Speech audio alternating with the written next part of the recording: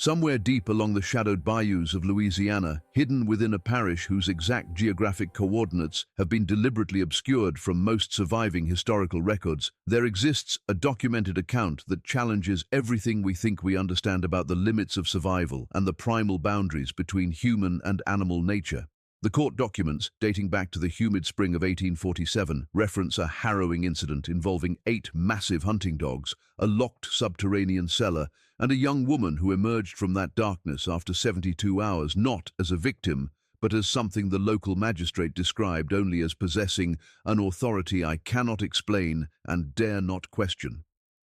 The plantation where this occurred was burned to the ground within a week of the incident, its ashes scattered into the swamp and its records destroyed. Yet, 3 separate letters from neighboring estate owners, now housed in a private collection in Baton Rouge, describe the same impossible scene. A girl of no more than 19 years, walking calmly through the main gates at dawn, 8 massive hunting dogs following in perfect formation behind her, their eyes fixed on her back with what one witness called the devotion of disciples.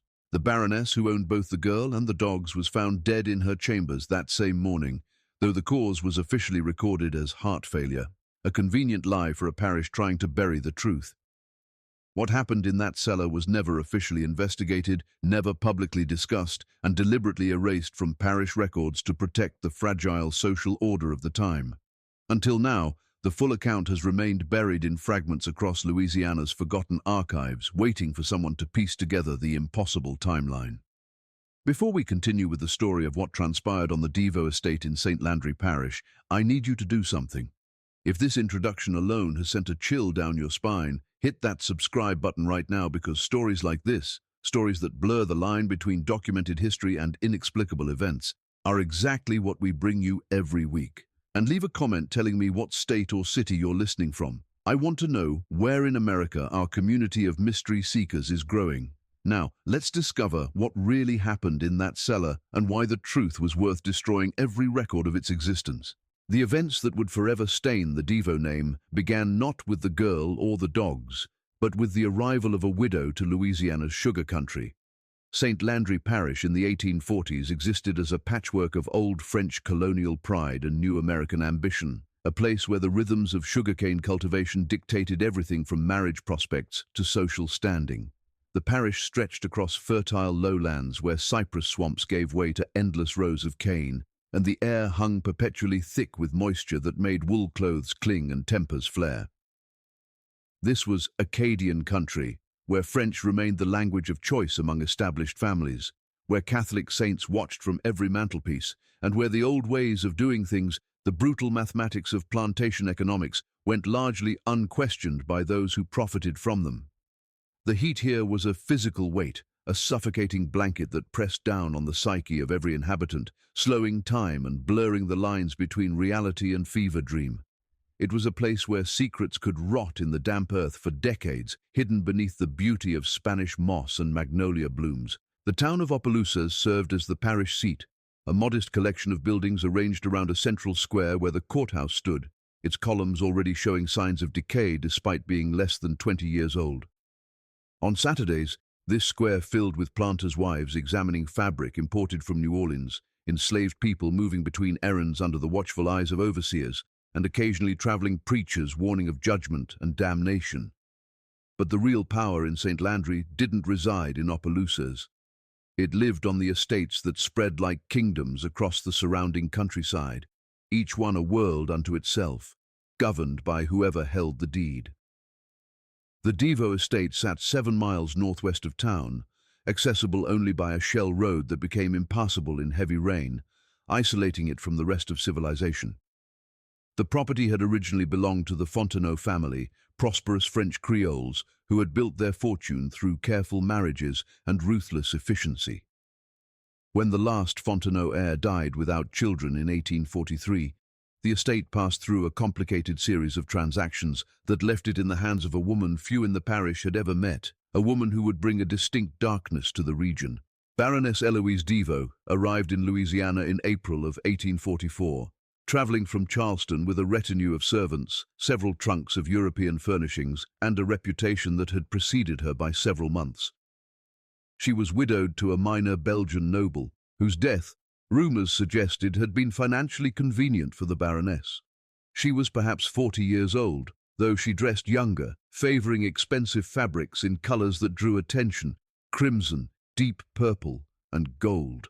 Her face bore the type of beauty that had begun to harden at its edges, the kind that required constant maintenance and resented any reminder of time's passage. What struck people about the Baroness wasn't her appearance, but her eyes. They carried a calculating quality, a coldness that seemed to assess the monetary value of everything they landed upon. She spoke French with a Walloon accent, English with precision, and the local Creole dialect not at all, which she made clear was beneath her station. She moved through the world with an air of absolute entitlement, treating the humid Louisiana landscape as if it were a personal affront that she intended to conquer through sheer force of will. Within weeks of her arrival, she dismissed half the estate's workers, replaced the overseer with a man named Gaspard Thibault, who had been fired from 3 previous positions for excessive cruelty, and instituted a system of discipline that made neighboring planters, men hardly known for gentleness, exchange uncomfortable glances. But her most terrifying acquisition was not the new overseer, but the animals she brought with her. The Baroness had transported 8 hunting dogs from Charleston, massive beasts bred from a mix of Mastiffs and Bloodhounds, each standing nearly 3 feet at the shoulder. She had them trained, she informed the local gentry at a dinner party that first summer, by a man in South Carolina who specialized in dogs of intimidation. They were never to be pets, she explained, swirling her wine with a detached amusement.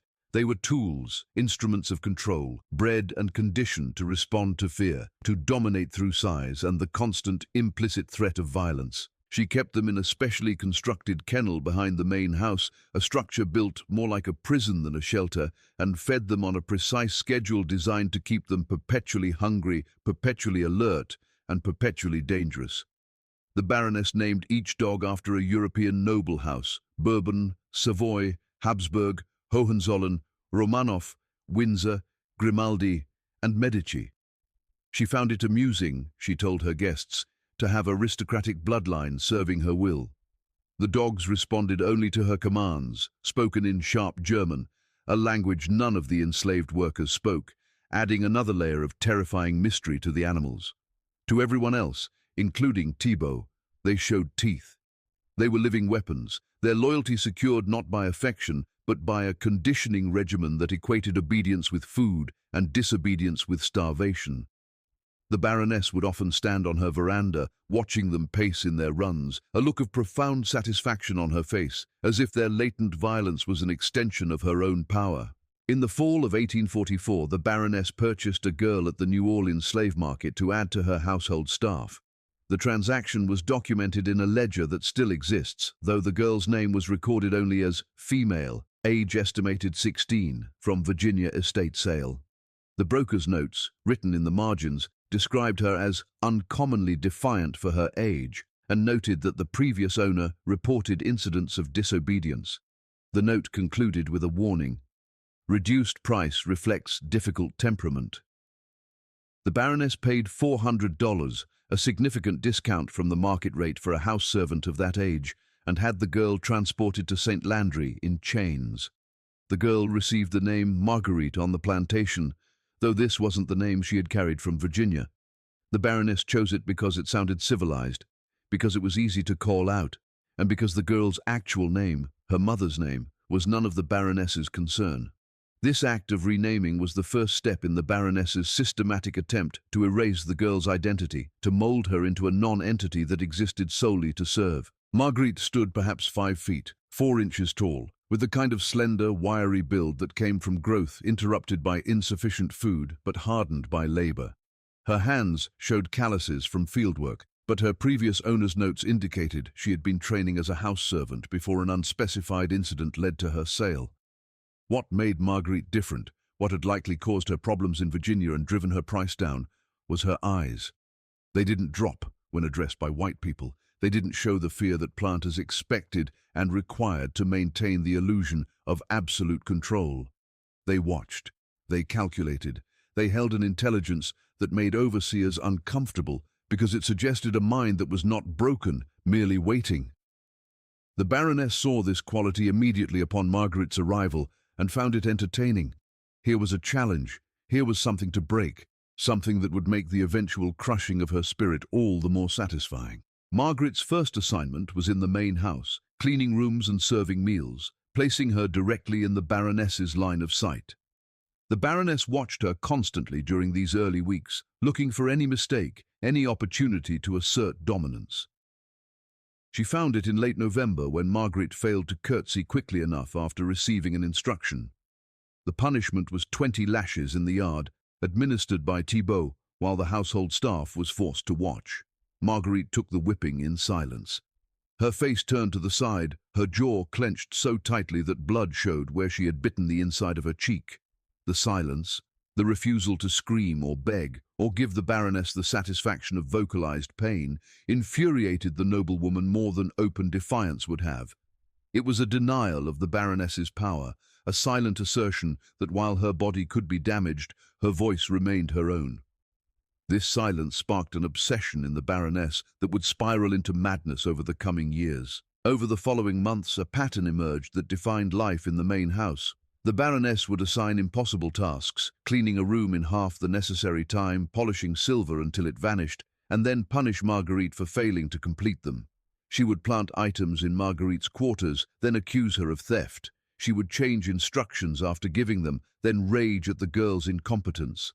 The other enslaved people on the estate learned to avoid Margarite, understanding that proximity to the Baroness's fixation meant danger. Thibault began making jokes about how long the girl would last, whether her spirit would break before her body gave out. But Margarite didn't break. She bent, she endured, but something in her remained rigid, untouched. The Baroness could see it in those eyes, still watching, still calculating, still containing something that refused to be extinguished. It became an obsession for the Baroness, this one person she owned, who wouldn't properly submit, who somehow maintained a core of selfhood despite everything. In March of 1845, a brief interlude interrupted the mounting tension on the estate when the Baroness's husband from a previous marriage, a detail she had never shared with anyone in the parish, arrived unexpectedly from Charleston. He stayed for 2 weeks, during which the Baroness's mood improved significantly, her cruelty seemingly placed on pause. She barely acknowledged Margarite's existence during this period, focusing all her energy on entertaining her guest with lavish dinners and tours of the parish. The household staff whispered among themselves, clinging to the desperate hope that perhaps the Baroness would return to Charleston with him, or that they might all be sold to someone less volatile. But the visitor left as abruptly as he had arrived, and his departure seemed to break something fundamental in the Baroness. Something in her darkened permanently, shifting from casual malice to systematic sadism. Gaspard Thibault, who kept meticulous records of the estate's operations in his leather-bound journals, noted that April 1845 marked a distinct and terrifying shift in the Baroness's behavior. Following her guest's departure, the Baroness began spending hours in the dog kennels, training the animals herself rather than leaving it to the staff. She developed a complex series of commands and responses, reducing their feeding schedule to keep them in a state of controlled starvation that made them more aggressive, more desperate, and more responsive to the promise of food. She instructed Thibault to construct a cellar beneath the kennels, a space 8 feet square with a packed earth floor and walls of thick cypress board. The cellar had a single entrance accessed through a trapdoor in the kennel floor and absolutely no windows. Its purpose wasn't explained to the carpenters who built it, nor to Thibault, though the design suggested nothing benevolent. Meanwhile, Margarite continued her work in the main house, now almost invisible to the Baroness, who seemed to have forgotten her previous fixation. Other staff members relaxed slightly, hoping the worst had passed, but Margarite remained wary. She continued day after day, surviving, her face showing neither relief nor concern, simply waiting for the inevitable return of the Baroness's gaze. The peace broke on May 17, 1847. It dawned humid and grey, the kind of suffocating spring morning where the air felt like breathing through damp wool. Margarite rose before dawn as always and began her morning duties, emptying chamber pots, laying fires in the downstairs rooms to chase away the damp, and preparing the breakfast service. The main house stood quiet, except for the usual sounds of an estate waking, the distant calls of roosters, the creak of settling floorboards, the soft, hurried footsteps of other servants. The Baroness rarely appeared before 9, which usually gave the household staff a few hours of relative peace each morning to prepare for the day's demands. Margarite moved through her tasks with practiced efficiency, her mind likely already planning the day's remaining work. She had learned through painful experience to anticipate the Baroness's wants, to complete tasks before being asked, to make herself useful enough to avoid notice but never so accomplished as to inspire resentment. At 8 o'clock, while Margarite was polishing silver in the dining room, the silence was shattered. She heard the Baroness's bedroom door open upstairs, hours earlier than usual. Footsteps crossed the upper hallway with heavy, deliberate intent, then descended the stairs with unusual speed. The Baroness appeared in the dining room doorway, still in her dressing gown, her hair unpinned and wild, her face twisted with an expression that Margarite had learned meant immediate danger. "Where is it?" The Baroness's voice came out quiet, controlled, which was somehow infinitely worse than screaming. Margarite set down the silver spoon she had been polishing and stood, her eyes dropping to the floor as protocol demanded. "Ma'am?" she asked, her voice steady despite the sudden spike in her heart rate. "My bracelet," the Baroness hissed, stepping into the room. "The gold bracelet with sapphires. It was on my nightstand last night.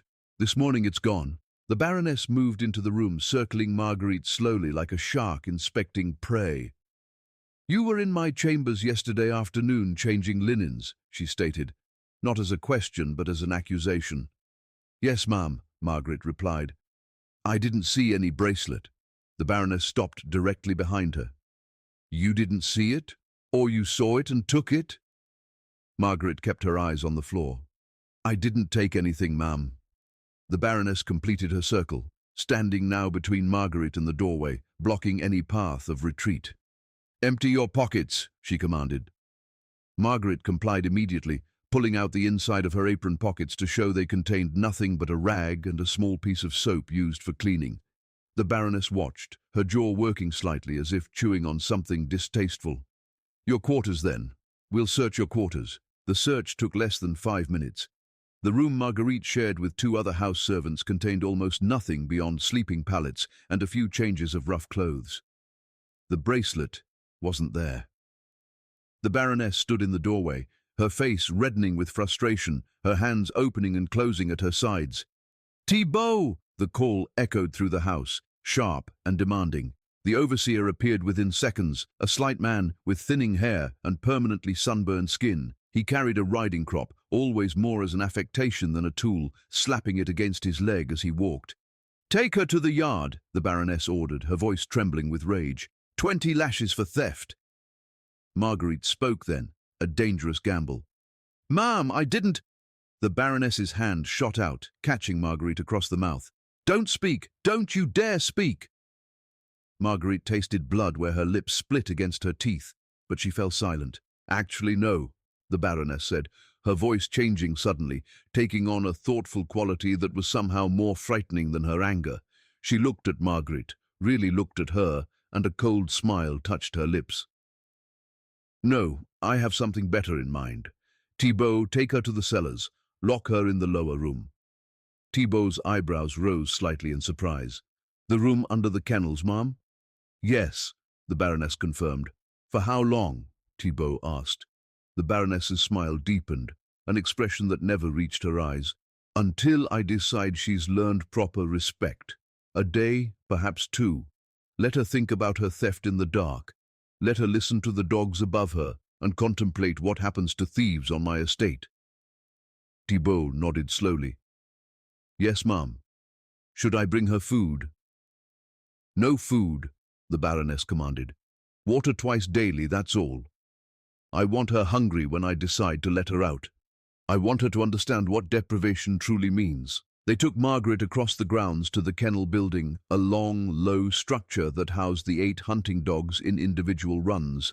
The animals started barking as soon as the door opened, a thunderous cacophony that echoed off the wooden walls. The dogs threw themselves against their gates, massive bodies creating impacts that shook the structure. Thibault led Margarite to the far end of the building where a trapdoor sat in the floor, secured with a heavy iron padlock. "Down you go," Thibault said, unlocking the padlock and lifting the heavy door to reveal a wooden ladder descending into absolute darkness. The smell that rose from below, earth, old wood, and something animal and sour, made Margarite's stomach turn. She climbed down without protest. The ladder descended perhaps 10 feet, depositing her in complete darkness. She heard the trapdoor slam shut above her, followed by the definitive click of the padlock. Tybalt's boots walked away across the floor above. The cellar, as Margarite's eyes adjusted to the minimal light bleeding through cracks in the floorboards above, proved to be exactly what Thibault had described. 8 feet square, maybe 7 feet tall at the center where the ceiling peaked. The floor was packed earth, cool and slightly damp. The walls were rough cypress boards, fitted tightly enough that no light penetrated from outside. The only ventilation came through the gaps in the floorboards above, bringing with it the smell of the dogs and the occasional drift of dust or straw. A wooden bucket sat in one corner, presumably for waste. Nothing else occupied the space. No blanket, no pallet, no source of light, just earth and wood and darkness. Margarite sat with her back against one wall, her knees drawn up, her arms wrapped around her legs. She could hear the dogs above, their breathing, their occasional movements, the scrape of claws on wood. The first 24 hours passed in a fog of discomfort rather than crisis. Thibault brought water at dawn and dusk, lowering a cup on a string through a small gap without saying anything, waiting while Margarite drank, then pulling the cup back up. The dogs learned to ignore her presence below them, settling into their routines. Margarite dozed when she could, her body adapting to the hard ground, her mind deliberately empty of thought to conserve energy. The second day brought hunger, real hunger. Not just the usual background ache of insufficient food, but a gnawing emptiness that made her stomach cramp. The darkness began to feel heavier, more oppressive. Time became difficult to judge. She counted Thibault's water deliveries, marking time in 12-hour increments, but the hours between stretched and compressed unpredictably. On the third day, Thibault didn't come. Margarite waited, listening for his footsteps, hearing nothing but the restless pacing of the dogs. Her mouth felt dry as dust, her tongue thick and swollen. The hunger had evolved beyond discomfort into something that commanded all her attention. She called out once, her voice cracking, but received no response. The day passed in agonizing slowness. No water came. That night, the fourth night of her confinement, she heard different footsteps above, lighter, quicker, accompanied by the rustle of expensive skirts. It was the Baroness. "Are you thirsty, Margaret?" The voice came through the floorboards, sweetly mocking, terrifyingly close. "Are you hungry? Are you ready to confess your theft?" Margaret didn't respond. Her throat felt too dry for speech, her mind too focused on the physical urgency of her needs. "I found my bracelet this morning," the Baroness continued, her voice drifting down like poison. "It was behind my dresser, exactly where I must have knocked it days ago. Isn't that interesting? You were innocent all along." A pause filled the space, heavy with the sound of dogs panting. "But you're still here, aren't you? Because this was never really about the bracelet. This is about you learning your proper place. This is about that look in your eyes, that thing you think I don't see, that tiny spark of defiance you've kept alive despite everything. I'm going to extinguish it, Margaret. I'm going to leave you down there until there's nothing left but grateful submission." The Baroness paced above, her footsteps echoing. "I've decided on an experiment, a test of survival. The dogs above you haven't been fed in 3 days. They're hungry, desperately hungry as you are right now. Tomorrow morning," the Baroness whispered, the excitement evident in her tone, "I'm going to open that trapdoor and let them down to you, all 8 of them, starving, trained to dominate, faced with something weak and helpless. Nature will take its course as it always does. The strong will consume the weak. The aristocratic bloodlines will feast on the defiant slave. There's a poetry to it, don't you think?" Margaret pressed herself against the wall, her heart hammering so hard she could feel it in her throat. "Or," the Baroness continued, "you can save yourself. You can scream and beg and promise me the absolute submission I require. You can sob and plead and offer me the broken spirit I've been trying to extract since you arrived. You have until dawn to decide. After that, the choice won't be yours anymore." The footsteps walked away. A door closed. The dogs above settled into restless silence. Margarite sat in the darkness, her mind racing through scenarios, through possibilities, through the immediate calculus of survival. 8 starving dogs, a space too small to run, too small to hide, no weapons, no defense, no way to fight or flee. The Baroness was right about one thing: nature would take its course. The dogs would smell her fear, would respond to her helplessness, would do what they'd been trained and bred to do. Unless... An idea began forming in Margarite's mind, built from fragments of observation, from months of watching the Baroness with her dogs, from childhood memories of farm animals and their hierarchies. The dogs weren't pets. They were tools, instruments trained to respond to dominance and control. Their entire existence was built around understanding who held power and who didn't. What if the hierarchy could be disrupted? What if hunger and confinement hadn't just weakened Margarite, but also the dogs? Margarite spent the remaining hours of darkness preparing. She used her fingers to dig in the packed earth floor, creating a small depression in one corner. She tore strips from her dress, wrapping them around her hands and forearms as makeshift protection. She positioned herself in the center of the cellar, away from the walls, in a spot where she'd have room to move in any direction. She controlled her breathing, forcing her panic down, channeling it into cold focus. Most importantly, she made a decision. When those dogs came down, she wouldn't scream. She wouldn't run or cower or show fear. She would meet them as an equal, as another hungry predator competing for survival, as something that refused to be prey. It was insane. It was impossible. It was her only chance. Dawn light began showing through the cracks above. Margarite heard the Baroness arrive, heard Thibault with her, heard the gates of the dog runs being opened one by one. The animals began to move, their claws clicking on wood, their breathing heavy with anticipation. They'd been conditioned to associate the opening of gates with food, with the satisfaction of hunger. Today, the Baroness would direct that hunger downward. The padlock clicked. The trapdoor lifted. Before we discover what happened when those 8 starving dogs entered the cellar with Margarite, I need you to pause and do something. If you're as gripped by this story as I am by telling it, hit that like button right now. Share this video with someone who appreciates the darkest corners of American history. Comment below with your theories about what happened next. Could a young woman really survive what the Baroness had planned? Could she possibly emerge from that cellar alive? The answer is more disturbing than anything you're imagining. The first dog descended the ladder with surprising grace for its size, a creature of muscle and instinct dropping into the gloom. Bourbon, the largest of the 8 and the undisputed alpha, weighed perhaps 130 pounds. His coat was a mottled brown and black, scarred from training, and his eyes adapted quickly to the dim light below. He reached the cellar floor and immediately oriented toward Margarite, his body tensing, his lips pulling back slightly to reveal yellowed teeth. 3 days without food had stripped away any training that conflicted with immediate survival. He was, in that moment, purely animal, purely predator, facing something that smelled like food. Margarite didn't move. She stood in the center of the cellar, her feet planted firmly on the packed earth, her wrapped hands loose at her sides, her eyes locked on the dog's eyes, not staring, which in the language of animals would be a challenge, but watching, a gaze that communicated awareness without aggression. The dog circled left, testing the perimeter. Margarite turned with him, pivoting slowly to maintain the eye contact, keeping her body oriented to face him directly. The second dog came down, Savoy, slightly smaller but faster and more nervous, then Habsburg, then Romanov.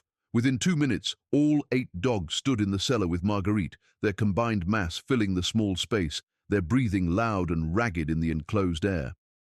The trap door remained open above, the Baroness's face visible in the opening, backlit by the morning sun like a spectator at a coliseum. "She's not even screaming," Margarite heard Thibault say, his voice carrying a note of genuine confusion. "She will," the Baroness replied, her voice tight with anticipation. "Give them a moment. Hunger makes cowards of us all." The dogs began moving in a pattern Margarite recognized from months of observation. They were establishing formation, determining hierarchy, deciding which animal would lead the attack. Margarite did something then that would seem incomprehensible to anyone watching from above, something that defied every instinct of self-preservation. She stepped forward, directly toward Bourbon. The dog froze. This wasn't prey behavior. Prey ran, prey cowered, prey showed submission or panic. This was something else, something that triggered different instincts deep within the animal brain. Margarite took another step, closing the distance to perhaps 4 feet. She could smell the dog now, the sour stench of unwashed fur and desperation. She could see the tension in his muscles, the the calculation in his eyes as he weighed the threat she posed. Then she did something even stranger. She dropped to one knee, lowering herself to the dog's level, making herself smaller, reducing the physical dominance of height. But she kept her eyes level, kept her body oriented forward, kept a quality in her posture that communicated not submission, but equality. She extended one wrapped hand, not as an offering to be bitten or a threat to be countered, but as an acknowledgement. Bourbon's head tilted slightly, confused. The other dogs had stopped moving, watching their leader, waiting for the signal to attack that wasn't coming. The cellar held perfectly still, except for the sound of breathing. 8 dogs and 1 woman, all hungry, all desperate, all caught in a moment that could break toward violence or something else entirely. Margarite spoke. Her voice came out rough from days without water, barely above a whisper, but steady. "You're hungry," she said. "I'm hungry. We're all hungry. She made us this way." The Baroness laughed from above, a sharp, incredulous sound. "She's lost her mind. The fear has broken her sanity." But Margarite continued, her words not for the Baroness, but for the dogs, for herself, for whatever instinct or intelligence might exist in the space between species. "You've been starved and controlled and made into weapons," she whispered, her voice a low hum in the darkness. "You know what it means to be owned. You know what it means to be someone's tool." She shifted her position slightly, still kneeling, moving with slow deliberation toward the corner where she had dug the small depression in the earth. The dogs watched but didn't attack.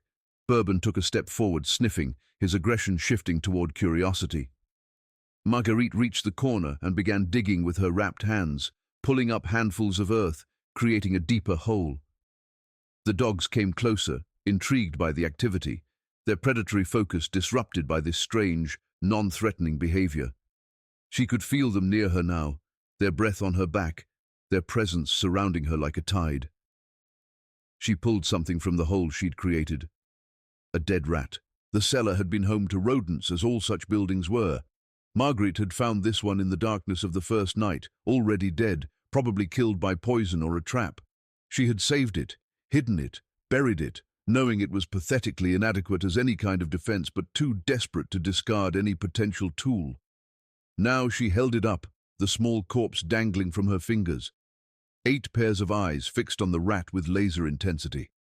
Margarite tore the rat in half with her hands, the action brutal and pragmatic. She threw one piece to the far corner of the cellar. 4 dogs immediately rushed toward it, fighting briefly before Bourbon asserted dominance and claimed the prize, swallowing it in seconds. She threw the second piece to the opposite corner. The remaining dogs competed for it, with Windsor emerging victorious. The whole exchange took perhaps 30 seconds. When it was over, all 8 dogs turned back to Margarite. They were still hungry, desperately so, but now a new association was forming in their simple minds. This 2-legged creature had provided food. This creature had addressed their hunger, however inadequately. This creature might provide again.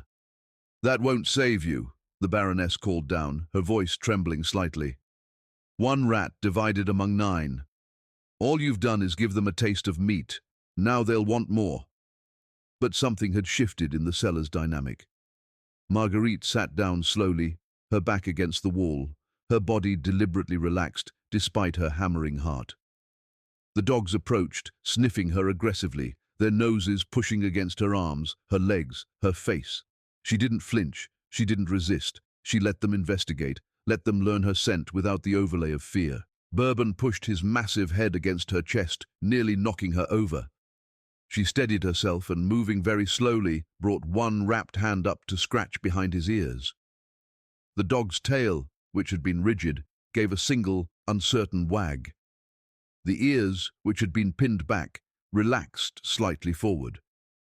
The other dogs, seeing their leader's response, crowded closer. Margarite sat surrounded by 8 starving animals, each one capable of killing her in seconds, each one conditioned by the Baroness to dominate through intimidation. But in that moment, they weren't attacking. They were confused, uncertain, responding to something in Margarite's bearing that didn't match their training. "This is impossible," Thibault's voice drifted down. "They should have torn her apart by now." "Give them time," the Baroness said. but her voice carried less certainty than before. The hours that followed would later be described by Thibault in his journal as contrary to every natural law and principle of animal behavior I have witnessed in 30 years of handling hounds. The dogs didn't attack. They settled around Margarite in the cellar, their bodies pressed against hers for warmth, their hunger not forgotten but subordinated to pack dynamics that were rewriting themselves in real time. Margarite spoke to them throughout the morning, her voice steady despite her own hunger and thirst. She established herself not as master, not as servant, but as pack member, as fellow survivor, as a creature equally trapped by the Baroness's cruelty. The dogs, bred and trained to respond to dominance, found themselves responding instead to something they'd never encountered: solidarity. The shared experience of the dark, the hunger, and the confinement forged a bond that training could not break. The Baroness watched for hours, her face above showing increasing frustration. She called down commands in German, sharp words that should have triggered the dogs' training. They ignored her. She threw food down at midday, dried meat that should have caused a feeding frenzy. The dogs ate in an orderly fashion, and Bourbon brought a piece to Margarite, dropping it at her feet. How is she doing this? The Baroness's voice carried genuine bewilderment now, mixed with rising anger. Thibault had no answer, neither did any of the household staff who'd gathered to watch, drawn by rumors of something impossible occurring in the kennels. As the afternoon progressed, Margarite began moving around the cellar in slow, deliberate patterns.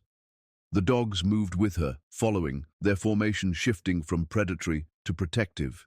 By evening of that first day, the dynamic had completely inverted from what the Baroness intended.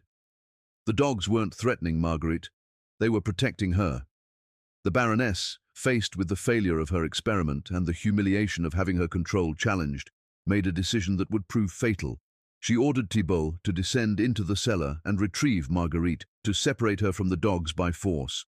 Thibault recognized the insanity of this order. "Ma'am, those dogs will attack anyone who approaches her now. They've bonded to her. Going down there would be suicide." The Baroness pivoted. "Then bring the dogs up, bring them up, and we'll separate them from her." But when Thibault called the dogs from above, not one of them moved. They stayed with Margarite, their eyes fixed on her, their bodies positioned between her and the threat from above.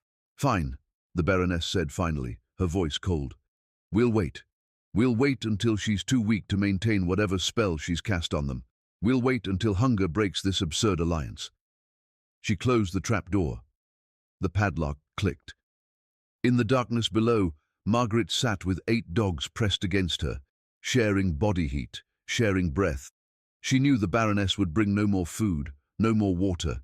She knew the plan was to starve them all, to force the dogs to choose between loyalty and survival. She had bought herself time, had created an impossible alliance, but unless something changed, they would all die in this cellar. The question became, how long could survival instinct be held at bay by pack loyalty? How long before hunger would override whatever bond Margarite had created? The answer, as it turned out, was 72 hours. 3 days in which the Baroness waited for screams that never came. 3 days in which Thibault brought reports of silence from below, of occasional movement, of dogs that should be maddened by starvation but seemed instead to be conserving energy. 3 days in which the Baroness's certainty began to crack. On the morning of the 4th day, May 21st, 1847, the Baroness made her final mistake. The decision to open the trapdoor came not from strategy, but from desperation. She had spent sleepless nights listening to the silence, unable to comprehend how her perfect punishment had transformed into something else. The household staff had begun whispering, exchanging glances that communicated disbelief and awe. The girl in the cellar had survived 4 days with 8 starving dogs. She had done the impossible. So on the morning of May 21st, the Baroness ordered Thibault to assemble the male house staff, 5 men total, and arm them with long poles used for managing dangerous animals. She would open the trap door, she announced, and the men would separate the girl from the dogs using force if necessary. Thibault tried to dissuade her one last time. "Ma'am, those dogs have been starving for a week. If we agitate them now, there's no predicting what they'll do." "They're animals," the Baroness snapped. "They follow strength and they fear pain. We'll remind them of both." The men gathered in the kennel building at dawn. The morning air carried the thickness of impending rain. The Baroness stood beside the trap-door, holding a pistol in her right hand, more for show than practical purpose. "Open it," she commanded. Thibault unlocked the padlock and lifted the door. The smell that rose was overwhelming. Stale air, waste, and the concentrated scent of dogs. Light spilled down, illuminating a scene that made no sense to anyone watching. Margarite sat in the center of the space, gaunt and filthy, but her back was straight. The 8 dogs lay around her in a perfect circle, their bodies touching hers and each other, creating a living barrier. All 16 eyes looked up at the opening with identical expressions. Not fear, not submission, but defiance. "Margarite," the Baroness called down, her voice sweet and dangerous. "It's time to come up. Your punishment is over." Margarite didn't move. "I said, come up. That's an order." Still nothing. The dogs stirred, tensing at the tone. The Baroness's composure cracked. "You will obey me. I own you. Climb this ladder immediately, or I will have you dragged up and beaten until you can't stand." Margarite spoke then, her voice rough but carrying clearly. "No!" The single word hung in the air like a gunshot. The men exchanged glances. The Baroness's face went white. "What did you say?" "No," Margarite repeated, louder this time. "I'm not coming up alone. We're coming up together, all 9 of us, or we're staying down here. You don't give orders anymore, not to me and not to them." It was the most direct defiance the Baroness had ever faced. "Thibault, send the men down. Drag her up." But as the men approached the trapdoor with their poles, the dogs stood as one. Bourbon stepped forward, his massive head lowering, his lips pulling back to show teeth in a snarl that communicated absolute commitment to violence. Behind him, the other 7 dogs arranged themselves in a formation that left no gaps. The first man to put his foot on the ladder, a field hand named Baptiste, who had worked with dogs his entire life, took one look at Bourbon's expression and stepped back immediately. "I'm not going down there, ma'am," he said, his voice shaking. "That dog will kill anyone who tries." The Baroness whirled on him, her face contorted with rage. "Then we'll starve them out longer. Close the door. No food, no water, nothing. We'll wait until they're too weak to resist." "Begging your pardon, ma'am," Thibault said quietly, stepping between the Baroness and the terrified field hand. "But it's been a week already. If starvation was going to break whatever is happening down there, it would have happened by now." The Baroness glared at him. "Are you defying me too? Are you joining the mutiny? Because I can replace an overseer as easily as I can replace a slave." "I'm simply observing that your strategy isn't working," Thibault replied, holding his ground. "With respect, defeat has already occurred. The question is whether we acknowledge it or let it escalate into something worse." The Baroness stood frozen with indecision, her entire worldview crashing against the reality of the scene below her. She had designed the perfect punishment, the perfect lesson in submission, and it had transformed into something that undermined everything she believed about power and hierarchy. Then Margarite spoke again from below, her voice stronger now, carrying an authority that seemed impossible from someone in her position. "I'm coming up. The dogs are coming with me. You can close that door and keep us locked down here until we all die, which won't take much longer. Or you can step back and let us out. Either way, you've already lost." "How dare you?" the Baroness hissed. "You wanted to break me," Margarite continued. "You wanted to extinguish whatever you saw in my eyes that offended you. But I'm still here. I'm still myself. And these dogs know what you are now, just as clearly as I do." The Baroness raised the pistol, pointing it down into the dark cellar. Her hand shook with rage or fear, or perhaps both. "I could shoot you right now," she threatened. "End this absurd defiance with a single bullet." "You could," Margarite replied calmly. "But then you'd have 8 starving dogs with no reason left to restrain themselves, in a cellar with only one exit. And that exit leads through 6 men who are already terrified to go down there. Pull that trigger and see what happens next." It was a bluff, or maybe it wasn't. The dogs certainly looked ready to respond to gunfire with violence, their bodies coiled with tension. The Baroness's hand shook harder. Her finger touched the trigger. The moment stretched, taut as a wire, ready to snap toward bloodshed. Just when we thought this standoff couldn't become more intense, something happened that no one could have predicted. If you're on the edge of your seat right now, good, because you need to hear this next part. The Baroness's decision in the next 30 seconds would determine not just who lived and who died, but would reshape the power dynamics of the entire plantation. Hit that subscribe button and turn on notifications, because this is where the story takes a turn that contemporary accounts described as impossible and contrary to all natural law. Let's find out what happened when the Baroness's absolute authority collided with something stronger than fear. Thibault made the decision for her. The overseer stepped forward and put his hand on the Baroness's arm, gently but firmly lowering the pistol. "Ma'am, please. If you shoot that girl, we'll all die in this building. Let me handle this." The Baroness turned on him with fury, but something in his expression, a combination of fear and resignation, made her hesitate. "Fine," she said finally, her voice tight. "Get her up here, but she's to be restrained immediately and the dog separated from her." Thibault nodded. Though he had no intention of following those orders, he knew it was impossible. He approached the trapdoor opening and called down, his voice carefully neutral. "Margarite, I'm going to step back. You can come up with the dogs. No one will interfere. Once you're up, we'll discuss what happens next." From below, Margarite studied him, trying to read whether this was genuine or another trap. The dogs remained tense around her, waiting for her signal. Finally, she gave a small nod and began moving toward the ladder. What happened next would be described by 7 witnesses with remarkable consistency, despite the inherent impossibility of what they claimed to see. Margarite climbed the ladder slowly, her movements careful, her body obviously weakened by the ordeal. As she climbed, the dogs began climbing behind her, using the ladder with surprising agility for their size.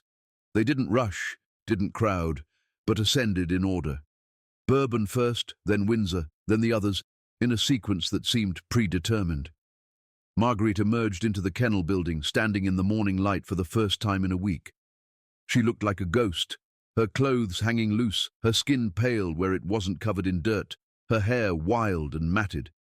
But her eyes, those eyes that had so enraged the Baroness, held steady and clear. She stepped away from the trap door, and the dogs emerged behind her, forming immediately into that same protective circle. The Baroness and the assembled men had backed up to give space, pressing against the far wall of the kennel building. The Baroness still held the pistol, but her arm had dropped to her side. She stared at Margarite with an expression that mixed hatred, disbelief, and something that might have been the first hint of fear. "What are you?" The Baroness's voice came out barely above a whisper. "I'm exactly what you tried to destroy," Margarite replied. "I'm someone who refuses to break. You bought me because I was cheap, because some fool in Virginia thought defiance made me worthless. You tried to break me with work, with whipping, with starvation. When that failed, you tried to have me killed, but I'm still here, and now these dogs understand something you never could." "What?" the Baroness asked, entranced by the moment. What could they possibly understand? "That cruelty isn't strength," Margarite said. "That fear isn't loyalty, that we are all just tools to you. They spent years learning to fear you. Then they spent 4 days with someone who treated them like fellow prisoners, and they made their choice." The Baroness laughed, a harsh sound without humor. "You think you've won something? They're dogs. You're a slave, and I'm the law on this property.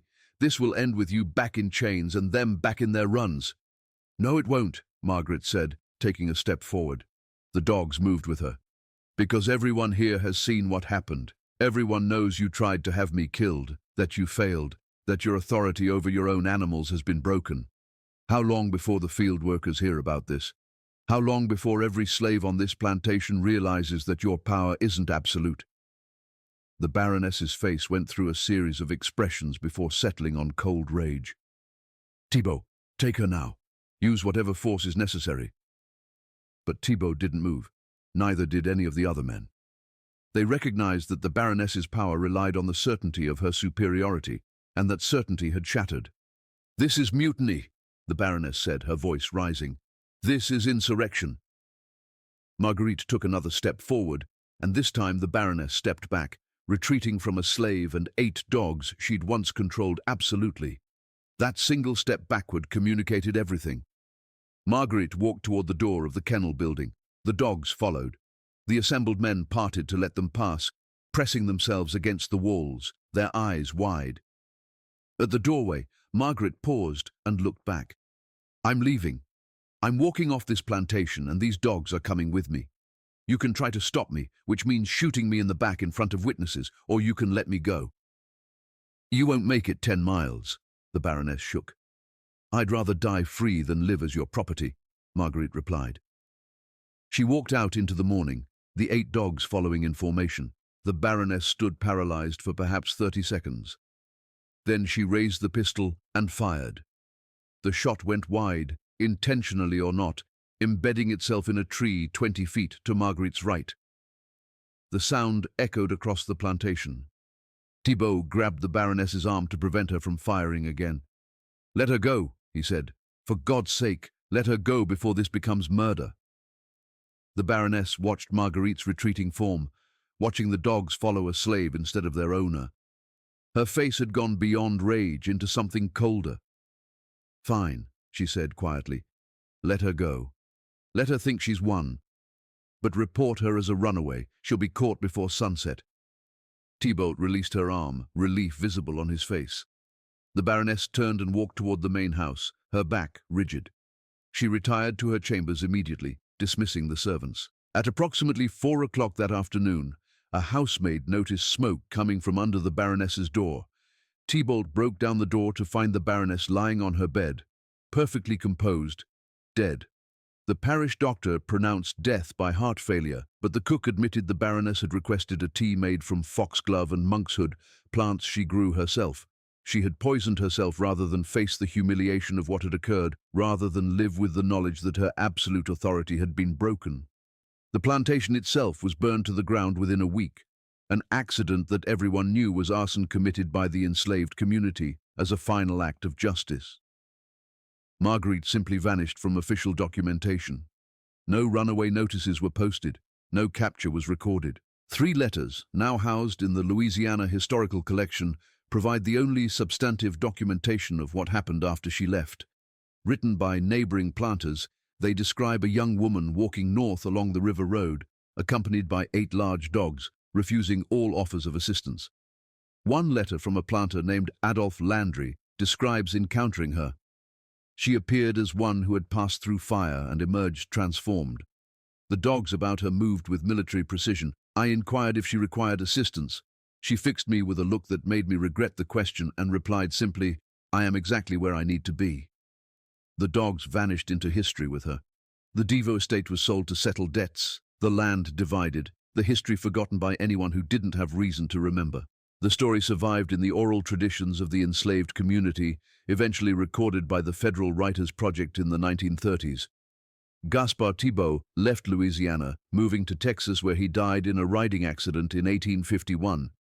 His journal, discovered among his effects, provides the most detailed first-hand account. His final entry circles back to the incident. What the Baroness attempted exceeded all bounds of decent behavior. What the girl accomplished exceeded all bounds of natural law. I will die not understanding it, and perhaps that is fitting punishment. The legal implications were deliberately ignored by parish authorities, who chose to record the Baroness's death as natural and the fire as accidental, burying the threat that the incident posed to the system of slavery. The most haunting element remains the dogs. Bred to dominate, trained to kill, kept in starvation, they chose solidarity over cruelty. They chose to protect the one person who had treated them with empathy. Dr. Sarah Merchant, in a 2003 paper, concluded, either the contemporary accounts were exaggerated or something occurred in that cellar that revealed capacities for interspecies empathy that we still don't fully understand. Margarite's story challenges everything we think we understand about power dynamics, about resistance, about what becomes possible when someone refuses to accept the role they've been assigned. It is a story that was deliberately suppressed, but never entirely erased, surviving in whispers and fragments until it could be told in full. What do you think really happened in that cellar during those 4 days? Was it simply survival instinct, a desperate gamble that happened to work? Or was it something deeper, some capacity for connection that transcends species and circumstances? Could Margarite have understood something about power that the Baroness never grasped? Leave your thoughts in the comments below. If you made it to the end of this account, you've journeyed through one of the most disturbing and inexplicable incidents in American history. Subscribe to this channel for more forgotten histories and mysteries. Hit the notification bell so you never miss when we uncover another story that should have been lost to time. Share this video with anyone who appreciates history's darkest corners. And most importantly, keep questioning, keep digging, and keep refusing to accept the sanitized versions of the past. Somewhere in Louisiana, a young woman walked away from slavery with 8 dogs following her, and no one in authority could bring themselves to stop her. See you in the next mystery.